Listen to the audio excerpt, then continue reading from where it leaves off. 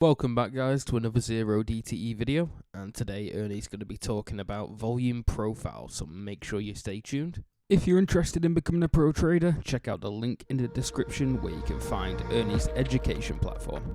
Enjoy, guys.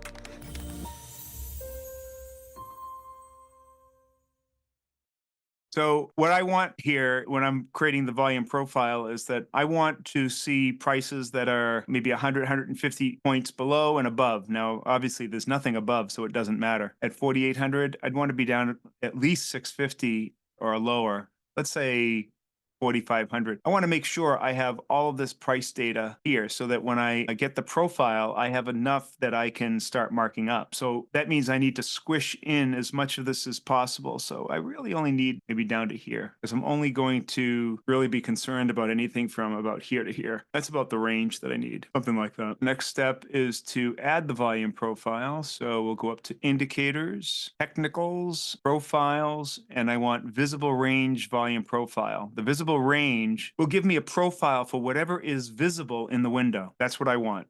Because I want to be able to resize the window. I want to be able to change the time frame. I want to be able to squish it or auto fit it or whatever. However I change that window, I want the profile to reflect what I'm seeing in the window. That's one of the failures of the volume profile on TOS. It does not have that ability. And to me, it's a crucial ability because it makes working with volume profile and your understanding of what you're seeing so much more intuitive. It's what is in the window and nothing else, nothing more, nothing less. So let's choose visible range, right? They give you this default. Maybe I can change the default because this default really sucks. Now notice how when I change it, move the price back and forth and change what's visible, the profile changes. So when I get all the stuff I need in there, it's going to change appropriately. So what I need to do now is I need to modify the profile itself. So it's giving me just the finest possible indicator of the actual volume is at each tick of price on that scale, on that price scale. Right now, it's these big blocks with multicolors. It's just not anywhere near where you need it to be. So we need to change this. And so just double click on it. There are different ways that you can specify this, the size of the row, either the total number of rows or how many ticks per row do you want to turn into a bar. So you can say the total number of bars or the number of ticks per bar. Now, obviously, one tick per bar would give you the absolute maximum resolution of all the volume because that would mean for every tick that price goes up, there would be one bar associated with it. So if I went to ticks per row and made this just one, that's the maximum resolution that I can get because it's for every tick on here, I am seeing one volume bar. If that doesn't work, if you're not seeing it, if your monitor doesn't have enough resolution, mine's a 5K monitor, so it has enough. You can go to number of rows and make it something very high. I don't know, 2,000. That way it will make 2,000 rows of volume, and that should be something similar, about the same resolution, or make it 1,000, whatever works for your monitor. You just want the most resolution you can possibly get, all right? So once you've done that, I'll go back to ticks per row because that is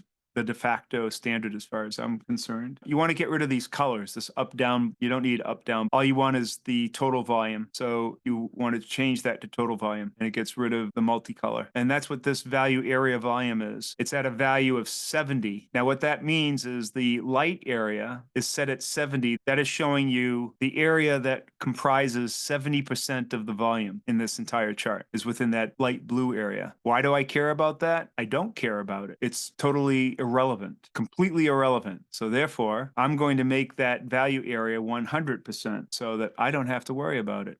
Now it's going to make it all the one color. So what I'm getting to is the simplest possible profile. The levels that are important to me are those levels that change from high volume to low or no volume and these deep crevices. Those are all the important levels. So the next thing I want to do is I want to modify this chart just a little bit further. And to do that, I have to go to the style menu. And one thing I want to do is I want to extend it way out here to accentuate the steepness of these nodes so it's easier to see the edges of these nodes, because that's what I'm looking for, where it changes from high volume to low volume. And so by extending them way out, it makes it a lot easier to draw lines because these aren't perfectly horizontal lines. Extend them way out so that you can see where the steepest part is. And so I usually go out 50% or 70% of the width of the window. Now it makes it much easier for me to see these crevices and features so I can draw lines around them. The last thing that we do is we get rid of another piece of useless information, and that's the point of control, this big red line right in the middle. Because people will tell you you the point of control. It's so important because that's where there's support and resistance. First of all, the point of control is going to change based on what you view in the window. So it's an arbitrary thing based on what you're showing in the window. So therefore we get rid of it, because I've proven without a shadow of a doubt through extensive study that it does not provide any support or resistance to price. In the same way that moving averages do not provide support or resistance to price. Now you may think otherwise because someone says, oh, that 50-line moving average is providing support. It is not providing support, because I can show you support on every value that I come up with in my head. Are you saying that your value, your 9 or your 50 or your 25 or your 30 or your 100 somehow is magically providing support to the market as if the market knows it's there? It doesn't. I can make it 71.2 or 43.8 or 16.0 or whatever value I want. And I can show you how price at certain points will bounce off of it. And are you saying that the market knows that I drew that support there and it knows? It doesn't. It has no friggin' idea. It's all just a consequence of the math that it will end up that way. The market has no idea. In the same way that the market has no idea on a volume profile where this stupid value area is, which they say is supposed to be one standard deviation of volume. And so they'll use the edge of that. They call it the high value area and the low value area, and they'll use it as support and resistance. The market knows no such thing. Now, this is what a lot of people in their volume profile analysis and expertise will tell you how to use it.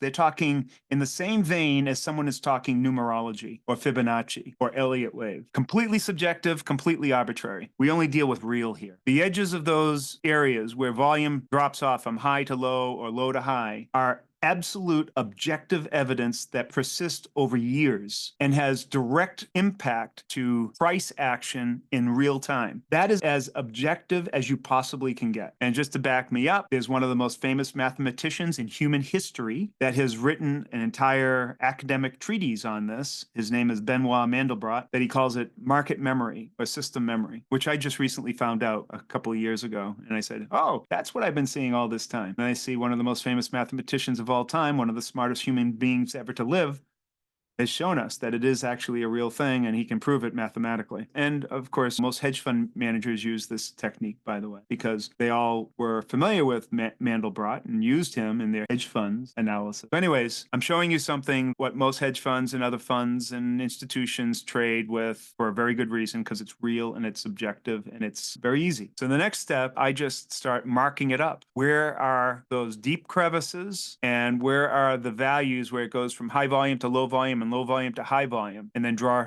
horizontal lines at this level so that when I zoom in, I can no longer see the profile, because the profile changes because it's showing what's in the visible range. But I have the lines that show me where those levels were, and I use those as guidelines to create scenarios on where price is likely to move from one level to the next. So the way I do that is I differentiate between the nodes and these deep crevices. And the way I differentiate from them is I make the nodes, I outline them with like purple lines, and I make the deep crevices with yellow lines. You can use any color that you want. I don't care. And sometimes I use boxes for the nodes. Try to find the line on top and bottom that has the steepest drop off, right? Then I'll draw horizontal lines, horizontal ray, and then I put those on these little crevices, like right there. And if there are other steep drop offs that I couldn't capture with these nodes, I'll do it there too. So then all I have to do is I just zoom in so I can see the day, like a 5-minute chart or something.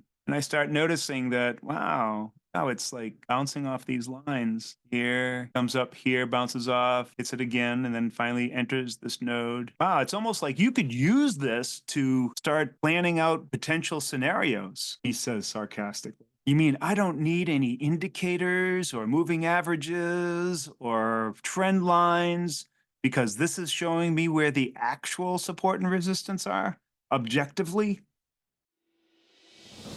Thanks for watching, guys. I hope you enjoyed the video, and if you did, make sure you hit that subscribe button and hit the like button below. If there's any questions that you might have for Coach Ernie, make sure you leave them in the comment section. Thanks, guys.